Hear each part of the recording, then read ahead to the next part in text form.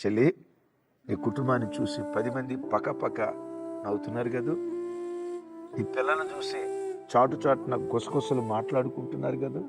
అయిపోయిందిరా, వెళ్ళిపోయినాయి, కూలిపోయారా వాళ్ళు, నాశనం అయిపోయిందిరా వాళ్ళ బ్రతుకు, ఇక వాళ్ళు బాగుపడరు అని నీ కుటుంబాన్ని గూర్చి గుసగుసలు ప్రజలు మాట్లాడుకుంటున్నారా? ఏ ప్రజలు నిన్ను గూర్చి గుసగుసలు మాట్లాడారో, చులకన చేశారో, తృణీకారంగా మాట్లాడారో వారి మధ్యలోనే ఘనత నొందిన వాడిగా నా దేవుడు నిన్ను నిలవబెట్టునుగాక.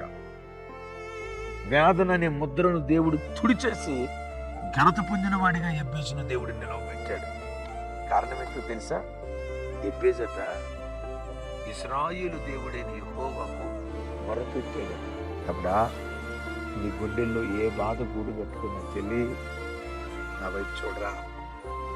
నీ గుండెలో నువ్వు ఏ వేదన తొలిచి వేస్తున్నావు, నీ హృదయ బాధను అర్థం చేసుకోగలిగే హృదయనాథుడు మనసున్న మారాజు యేసయ్య పాదాల చెంత మోకరించి మొరపెట్టు, ఏడు, కన్నీళ్లు కార్చు.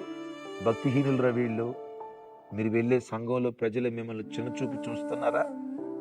వీళ్ళకి ప్రార్థన లేదురా, వీళ్ళు నామకార్థులరా, వీళ్ళకి దైవాసక్తి లేదురా, వీళ్ళంత వేషధారులరా. సమాజం ముద్రేసిందా? యేసయ్య పాదాలు పట్టుకో.